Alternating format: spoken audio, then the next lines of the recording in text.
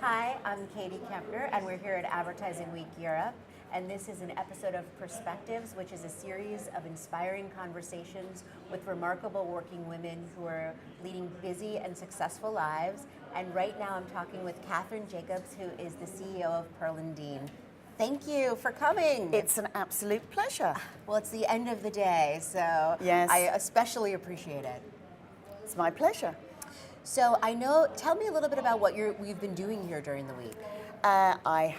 We did a little piece on emotion and immersion about cinema as a medium and long form content and how it is the last kind of truly immersive experience that people have. There's no second screen and people give two and a bit hours of their time up to kind of be with a content experience and the ads that accompany it. So we did that, and then on Wednesday I did speed mentoring with NABS, which is the industry charity here in the UK, and I really enjoyed that. Met lots of very inspiring young women and young men, and they asked really penetrating questions, and I loved that. So that's what I've been doing, and of course going and seeing other sessions that have been really inspirational as well. Very informative. Well, and I know we were talking just a little bit before we started, and there was one person that you mentored that asked you or said something to you that sounded really interesting.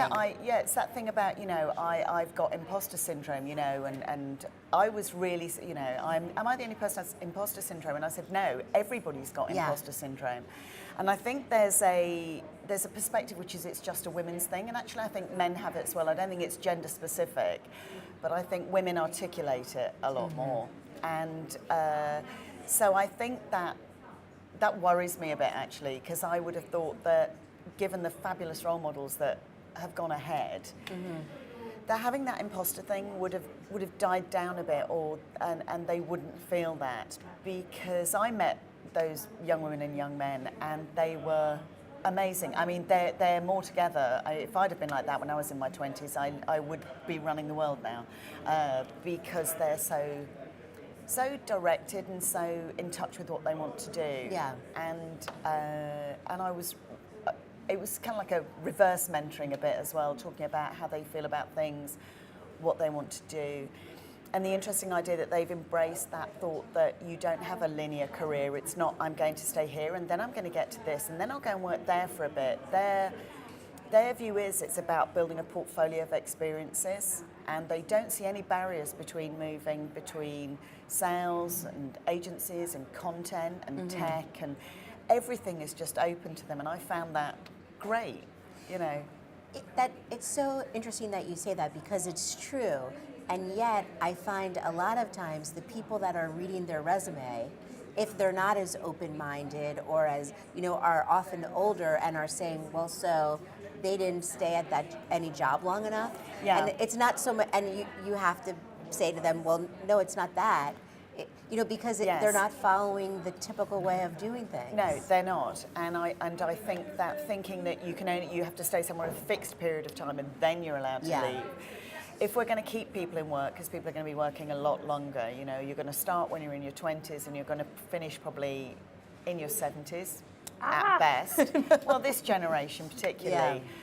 You need to have a fresh perspective. You can't just sit there doing the same old, just time serving on the basis of the fact that in 3 months' time I can apply for another job. And we'll want people like that who've got different perspectives as the blurring happens between different organisations. Yeah. That's what we're going to have. We can't just have people who are great at selling but don't understand how content's produced. We're going to have to work a bit harder at that, I think.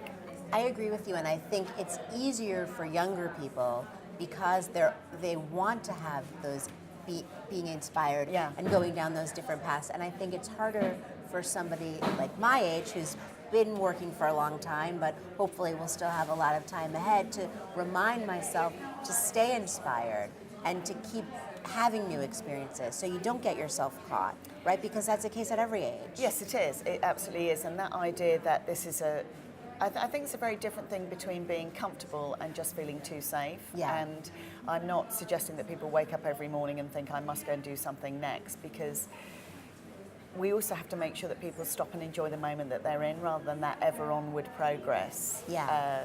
Because we live fast-paced lives, and you don't want to wake up when you're 60 and suddenly realize, actually, I never enjoyed those moments when my team and I had a really great week, and then we kicked back and we had a beer and it was just really fun, and it got a bit out of control, and what a party, and how great that was. You don't want to be continually going, right, that's that done, and then we'll move on to the next thing. You have to, people traveling with you, enjoy the journey as well, rather than just enjoy parts of the journey rather than just the onward momentum. And I think that's really hard to do. It is. You don't really realize. For many years, I always prided myself. I have a small business, and I just won a new client, and I was talking to my daughter, who I try to be a role model for, who's 16, and I said yes, I got that client, and then I started moving on, and my daughter said to me, Mom, you should be really proud of yourself. Yeah. And I say that to her all the time. Yeah. And when she said that to me, I thought to myself, she's right. Why don't I take a second and feel proud of myself? Yes, because you work really hard to get it. Yeah. And treating things as if they're just a tick list of achievements, and they're not working. And also that helps you learn how you were successful and how you do it again. Yes, that's an excellent point. Learn from. I know when people say mistakes, actually I don't think it's mistakes. I just think it's a timing issue or a calibration issue. Yeah. Mistakes actually teach you sometimes teach you more than huge amounts of success, because careers are like that, mostly. You have a job, it works out, you have a bit of a bad time. And resilience is an absolutely key element, of learning that the good times won't, might not always last, so enjoy them while you can, and then the bad times won't always last, so the upward curve's coming. Exactly. And I think that's the thing that's our biggest lesson that we try and teach our young women and our young men, is that, setbacks are temporary, and, your commitment and talent is permanent. It will always be there. It might just morph into a different path than you think is the road to success at the moment, which is how I think it should be. No, that's fantastic. So, onward to the fact that you wrote a book. I did. I have written a book with the lovely Sue Uniman, who's Chief Strategy Officer at Mediacom. It's called The Glass Wall. Mm-hmm. It's strategies for success for women, and also for the people who manage them. I was going to say men, but that would be very bad. But the people who manage them, how to ensure you create a culture that benefits from the diversity, benefits from the different elements that women can bring, that an active female company, participation in your company can bring. So there's all those statistics that if you have more than 3 directors on your board, your profits, increase. All of the statistical evidence about how having a diverse workforce, gender diverse workforce, is better for businesses. Mm-hmm. But we're still not seeing it. I mean, even in the UK with the Davis report, they say we've got 26% of directors are women, but actually only 10% of those, 10% of directors are women in executive roles rather than non-executive roles. Oh, really? And it's that thing about, let's have a pipeline of female talent coming through and develop that and give women the tips and strategies they need to kind of succeed. And it's really, really simple things like, speaking up in meetings, and also using anger. I think women are quite afraid to get angry. Yes. But actually a well-directed anger can be a fuel that you use to kind of push you forward.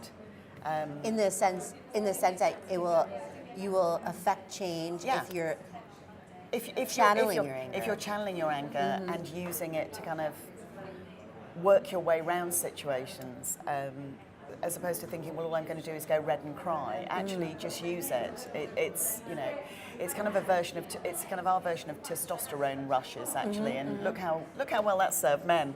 So there's lots of things about that, about anger and karma and networking. And it comes from the fact that Sue and I are very different. She's an introvert, I'm a massive extrovert. She finds it really hard to network, and she makes herself network. I find it really hard being an extrovert. I always want to chat to people the whole time. I find it really hard to stop and actually think. So between the two of us, the chalk and cheese, we've managed to kind of find a path. And it's been really interesting talking to men as well about how hard they find it. Sometimes bringing female talent through, mm-hmm. because, they don't understand the mindset. And, we had one chap who said, talking about the way that people talk in the office. So it's just banter. And I said, no, to you it's banter because you're a man, you know, Yeah. it's just a bit of chat. To women it feels really excluding. It's not an inclusive way of speaking. So that it's really interesting. Oh, that is interesting. And I know Sushi was a guest once. I think the first year at Advertising Week Europe, and I think she might have written another book then. No, she did. She wrote a book called Tell the Truth, Yes, which is that's about right. how you shouldn't do spin because people can find it. There are no secrets now. Yeah. There is the internet.